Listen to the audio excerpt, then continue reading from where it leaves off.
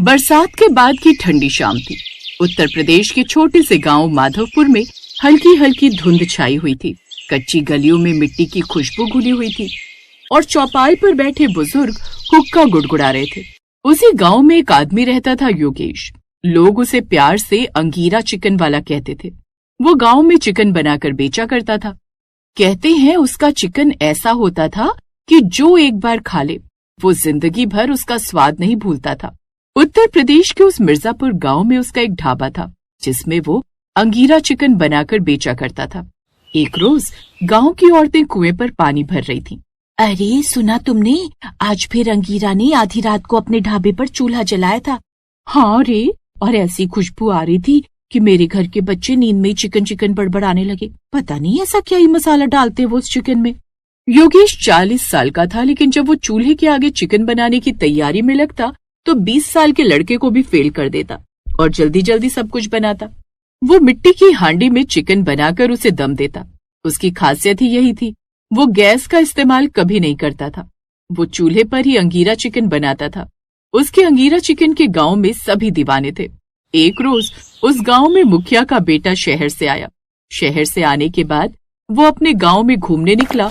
जहां योगेश के ढाबे से जैसे ही वो निकला तो उसकी खुशबू से वो खुद को रोक नहीं पाया। वाह भाई, क्या खुशबू आ रही है। अरे योगेश भाई, कैसे हो? मैं बिल्कुल ठीक हूँ, तुम बताओ कब आए शहर से? बस आज सुबह ही आया हूँ। बड़ी लाजवाब खुशबू आ रही है। आज भी आपके ढाबे से वही खुशबू आ रही है। हुनर तो हमेशा एक सा ही रहता है। खैर ये बताओ, तुम अंगीरा चिकन खाओगे? ये भी कोई बात है, आपके यहाँ आया हूँ और ना खाकर जाऊं, ऐसा तो हो ही नहीं सकता। अब तो जल्दी से बना दो। मैं तो कहता हूँ योगेश भाई, आप बेकार ही यहाँ अपना समय बर्बाद कर रहे हैं। आप मेरे साथ शहर चलिए, वहां जाकर आपको एक बड़ा सा रेस्टोरेंट खुलवा दूंगा जहां बड़े बड़े गैस चूल्हे होंगे जो बिजली से चलते होंगे। साथ ही आपके साथ काम करने वाले और भी लोग होंगे आपकी हेल्प के लिए। बोलो क्या बोलते हो? शहर की हवा और यहाँ की हवा में बहुत फर्क है। वहां सिर्फ लोग पेट भरने के लिए खाते हैं और यहाँ हम सुकून से खाते हैं। अच्छा ये लो अंगीरा चिकन, चखो और बताओ, शहर में तुम्हारी बिजली वाली मशीनों के खाने में ऐसा स्वाद होगा क्या? उस अंगीरा चिकन को खाने के बाद तो जैसे मनीष शहर का सारा जादू ही भूल गया। उस चिकन के अंदर मसालों की सौंधी खुशबू थी और अंदर तक घुसे हुए उसमें मसाले। उसमें से एक अलग ही तरह का स्मोकी फ्लेवर था। वाह ये स्वाद, ये तो शहर के बड़े 7 स्टार होटल में भी नहीं मिलेगा। वाह मजा आ गया। लेकिन ये तो बताइए, आप इसमें ऐसा क्या डालते हैं भला? ये सुनकर योगेश मुस्कुरा पड़ा और कुछ नहीं बोला। मनीष अपने घर आ गया, लेकिन रात भर उसके दिमाग में एक ही बात गूंज रही थी। उस योगेश के अंगीरा चिकन का जो स्वाद है वो तो दूर दूर तक किसी चिकन में नहीं होगा। अगर इस स्वाद को गांव से हटाकर शहर के बाजार में बेचा जाए तो फिर तो मैं नोटों की गड्डियों में खेलूंगा। आखिर शहरी लोग खाने के कितने शौकीन होते हैं। उधर गांव के लोग भी बस यही बात कहते। कुछ तो राज है उस चिकन में, ऐसा मसाला कोई आम आदमी नहीं बना सकता। सही कहा भाई, आज तक समझ नहीं आया आखिर वो स्वाद कैसा है। गांव में पीपल के पेड़ के नीचे योगेश का एक छोटा सा ढाबा था, अंगीरा स्पेशल चिकन पॉइंट। भैया आधा किलो अंगीरा स्पेशल लगा दो। आधा किलो? अरे भैया आज तो मसाला कुछ खास है, अब पूरा किलो ले जाओ, सारा परिवार मिलकर खाना सुकून से भाई है। हाँ लेकिन अभी इतने पैसे नहीं है। अरे तो कोई बात नहीं, पैसे बाद में दे देना। अच्छा ठीक है, कर दो भाई। अब एक रोज उस गांव के स्कूल मास्टर मिश्रा जी उसके ढाबे पर आ पहुंचे। अरे योगेश, सुना है तू पहले शहर में था? ये बात सुनकर उसकी आंखें अचानक गंभीर हो गई। बिल्कुल सही कहा मास्टर जी, मैं पहले लखनऊ में एक बड़े होटल में काम करता था, लेकिन एक दिन होटल में आग लग गई, सब कुछ जलकर राख हो गया, जिसके बाद वो होटल बंद हो गया और फिर मैं अपनी माँ को लेकर गांव लौट आया। लेकिन उस दिन से मैंने कसम खाई थी कि मास्टर जी अब खाना बनाऊंगा तो सिर्फ अपने गांव में, अब यहीं के लोगों को अपने हाथ का स्वाद बनाकर चखाऊंगा। उधर मनीष 2 दिन बाद शहर से एक आदमी को लेकर आया जिसकी बड़ी सी कार थी और देखने से ही वो कोई बड़ा बिजनेसमैन लग रहा था, जिसका नाम था मिस्टर विक्रम सिन्हा। सिन्हा मुंबई के बड़े फूड चेन के मालिक थे, जिसे मनीष ने सब बता दिया था। लेकिन जैसे ही सिन्हा की नजर उस छोटी सी झोपड़ी वाले ढाबे पर पड़ी, उसने नाक सिकोड़ते हुए कहा, मनीष ये तू मुझे कहाँ ले आया? भला तुझे इस झोपड़ी में कोई टैलेंट मिला? यहाँ का हाल देख रहा है, इस छोटी सी झोपड़ी में लोग क्या ही खाने आते होंगे। सर आप एक बार इनके हाथ का बना चिकन तो खाकर देखिए, आपको सब समझ आ जाएगा। योगेश उनकी बातें सुन रहा था, लेकिन उसने कुछ नहीं कहा। फिर जैसे ही योगेश ने उसे अपना स्पेशल अंगीरा चिकन चखाया तो उसका स्वाद चखकर तो जैसे वो हैरान ही रह गया। वाह ये तो लाजवाब है, तुमने ये कैसे किया? योगेश जी मैं आपको एक ऑफर देता हूँ, आप मेरे साथ मुंबई चलिए, वहाँ आपको हर काम के लिए मशीनें मिलेंगी, साथ ही आपकी इस रेसिपी के दम पर हम शहर भर में आउटलेट खोलेंगे, फिर देखना आप कैसे महीने के लाखों कमाएंगे। बात सिर्फ हाथ के स्वाद की नहीं होती साहब, बल्कि और चीजों की भी होती है। यहाँ गांव में तो मुझे गांव के चरवाहे से ताजा मांस और गांव के कुटे हुए मसाले मैं अपने हाथों से पीस कर डालता हूँ। साथ ही यहाँ के मसाले, गांव की मिट्टी का चूल्हा, हांडी, ये सब वहां क्या मिलेगा? बिल्कुल भी नहीं। तो हम चाहकर भी उसमें वो स्वाद नहीं ला पाएंगे। वहां तो सब कुछ फ्रीजर में ही बंद मिलता है।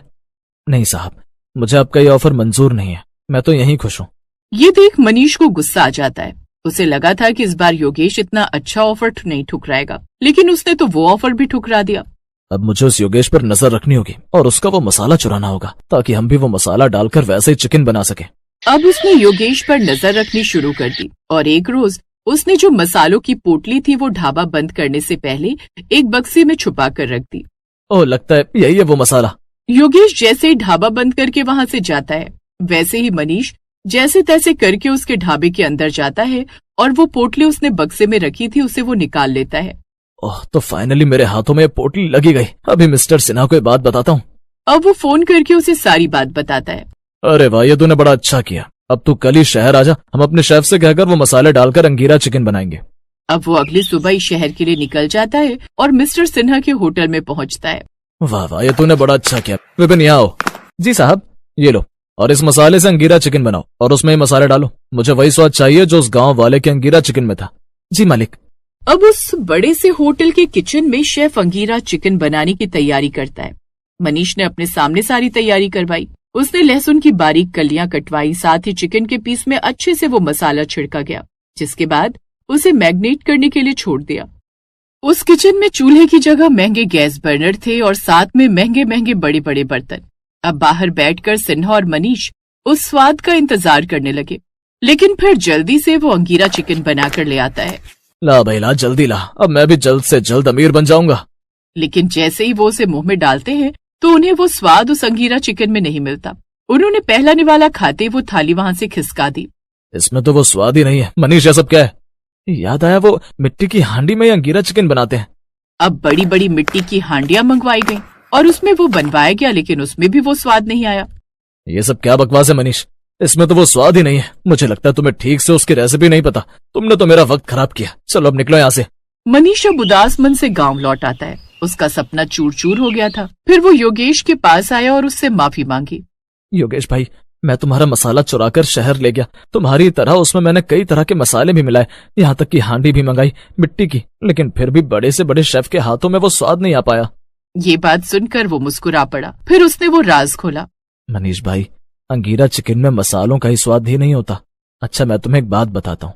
अंगीरा का मतलब क्या होता है? आग। और इसी के नाम पर इसका ये नाम पड़ा। एक चीज है जो शायद तुम्हें तो क्या किसी को नहीं पता। वो क्या योगेश भाई? अभी बताता हूँ। फिर योगेश ने उसके सामने पहले हांडी में अंगीरा चिकन चूल्हे की आंच में बड़े प्यार से बनाया और उसमें अपने हाथ के कुटे हुए मसाले भी डाले और आखिर में डाला उसने चूल्हे से निकाला हुआ आग का अंगीरा और उसे उस चिकन में डाल दिया, जिससे उसमें अलग ही तरह का स्मोकी फ्लेवर निकला। ये आपने क्या किया? मनीष भाई, यही तो असली अंगीरा चिकन का राज है। जो इसमें डलता है तभी तो इसका स्मोकी फ्लेवर आता है। इसी से इसका नाम अंगीरा चिकन पड़ा। ये सुनकर मनीष भी मुस्कुरा पड़ा और दोनों मिलकर खूब देर तक हंसे।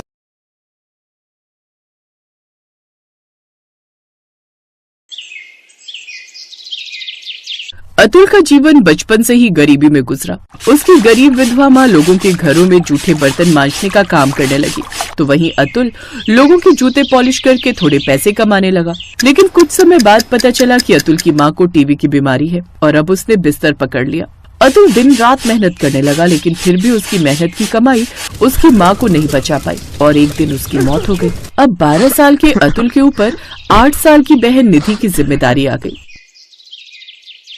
वो फुटपाथ पर लोगों के जूते पॉलिश करके पैसे कमाने लगा। एक रोज, जूते पॉलिश करवा लीजिए ना साहब। अरे नहीं करवाने जूते पॉलिश। साहब जूते पॉलिश करवा लो, नहीं तो मेरी बहन भूखी रह जाएगी। क्या मतलब? मेरी बहन का मेरे अलावा कोई नहीं है। मैं जूते पॉलिश करके उसका और अपना पेट पालता हूँ। ये सुनकर राजवीर को उस पर दया आ गई। तो जूते पॉलिश करके तुम कितना ही कमा पाओगे?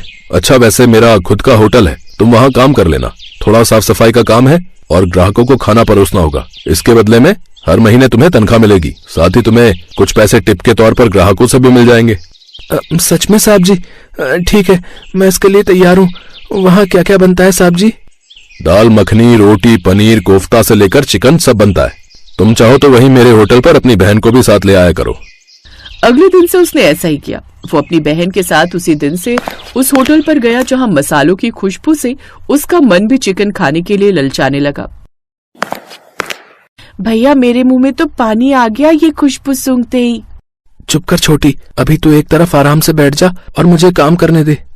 अतुल अब ग्राहकों को खाना देने लगा। कुछ ग्राहक ज्यादा ऑर्डर कर देते और जब उनसे पूरा नहीं खाया जाता तो थोड़ा चिकन और रोटी वो ऐसे ही छोड़ देते।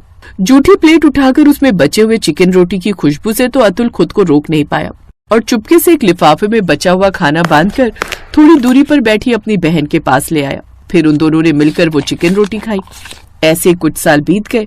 एक रोज राजवीर ने अतुल से कहा, अतुल, सभी ग्राहक तुमसे बहुत खुश हैं। वो तुम्हारी खूब तारीफ करते हैं। इसलिए अब मैं चाहता हूँ कि तुम रसोई का काम सीख लो। ठीक है साहब।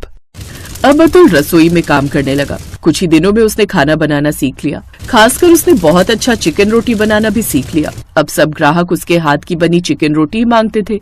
लेकिन अब उसके साथ काम करने वाले दूसरे लोग उससे जलने लगे। फिर एक रोज, अच्छे से जानता हूँ अतुल, ये चोरी तुमने ही की है। नहीं, ये झूठ है, मैंने कोई चोरी नहीं की। तभी राजवीर भी आ गया।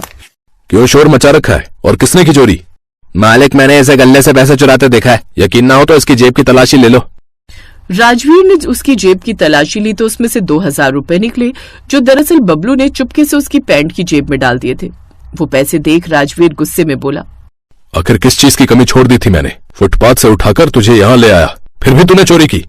नहीं साहब जी, मैंने चोरी नहीं की, माँ कसम।